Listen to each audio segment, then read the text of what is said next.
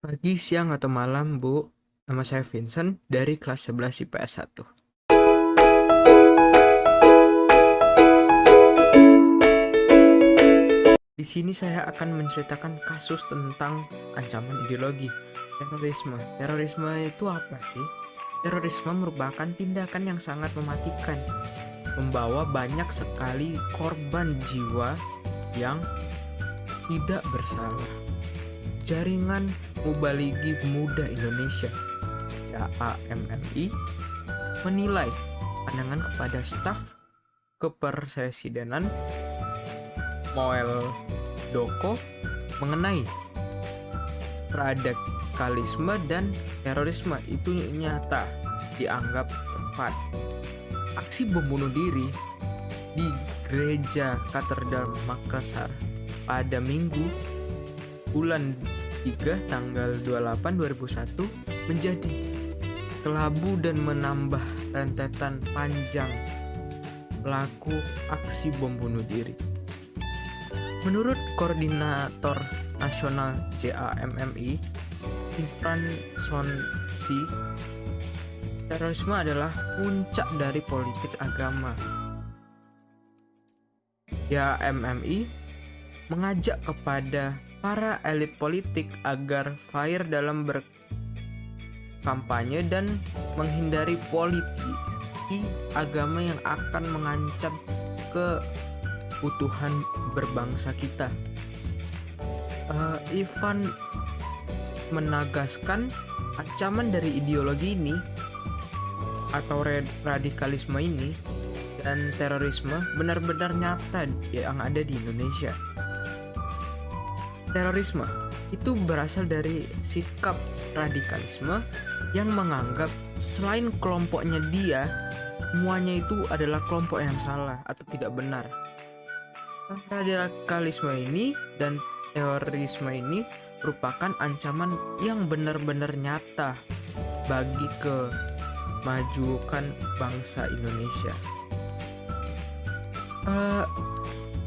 Ivan meyakinkan setiap agama akan selalu menyajikan cinta kasih yang sangat besar. Bagiannya orang-orang yang beragama tentu mengedepankan cinta sehingga akan menyayangi kesamaan. Tapi namun demikian menyayangkan pelaku bom bunuh diri Katedral Makassar menggunakan atribut muslim sehingga merusak citra Islam itu sendiri. Menjaga citra Islam adalah bagian dari kaum syariah. Islam adalah agama rahmat tak hanya bagi manusia, melainkan bagi seluruh alam semesta. Namun para terorisme memakai atribut tersebut yang mengakibatkan terjadinya salah pahaman mungkin.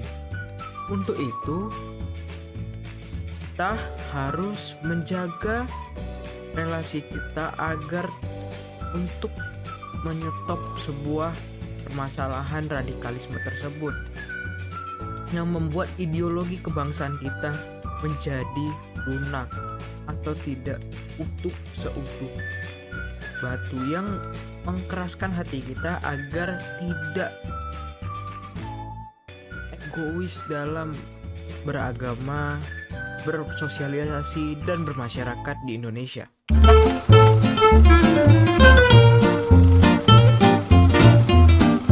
Oke, sekarang saya akan membahas tentang strategi mengatasi ancaman di bidang ideologi. Menurut saya, untuk ini pemerintah melalui pihak-pihak terkait perlu membuat kebijakan strategis guna mengulangi tindakan atau memperhambat dan mengurangi tindakan terorisme tersebut. Tindakan tersebut dapat dilakukan dengan berbagai cara, antara lain seperti di dalam penerapan strategi militer.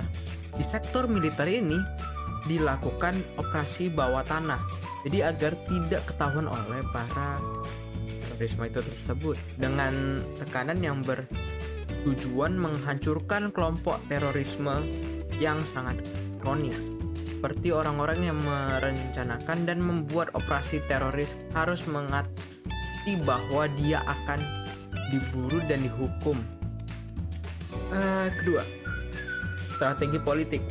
Strategi politik harus diatasi ulang dalam kaitannya dengan bahaya teror. Pelibatan elit politik agar satu suara dalam penanganan masalah terorisme ini sangat dibutuhkan. Tidak seperti masa lalu atau masa-masa yang lampau dalam hal bom di Bali, masih terjadi perbedaan pendapat di antara elit politik di Indonesia ini. Yang ketiga dan yang terakhir menurut saya, strategi budaya. Karena budaya ini sangat dekat dengan kita, sangat bisa kita temukan di dunia sehari-hari kita. Jadi pemerintah bersama tokoh-tokoh agama wajib membantu dan melengkapi satu sama lain. Generasi muda di tempat-tempat pendidikan agama itu harus dieratkan, disatukan agar tidak menjadi keberontakan atau pemberontakan, agar dari beberapa kasus yang kita pelajari, mereka ini yang dibina dan dijadikan kader bom bunuh diri tersebut atau terorisme tersebut, beberapa anggota kelompok bersedia dan sadar untuk mati lebih disebabkan karena mampu diyakinkan bahwa ada surga di sana, akan dijanjikan kebahagiaan setelah melakukan pembunuh diri tersebut. Dan mereka sudah berada di jalan yang benar, kata para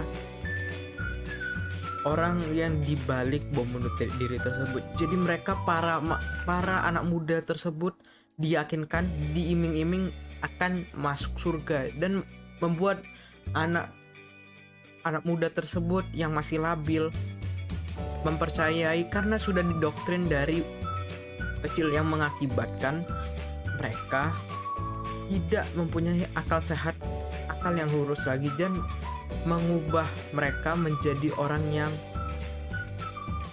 tidak percaya dengan orang lain, yang hanya ajaran mereka yang benar. Jadi membuat mereka tertutup dari dunia luar, tidak menerima informasi yang dari luar, cuman hanya dari para seniornya mereka. Jadi mereka diiming-imingi. Ya, kita harus mewaspadai di mana kita berada. Tidak boleh menerima informasi itu mentah-mentah. Jadi kita harus open minded terhadap sesama kita. Terima kasih.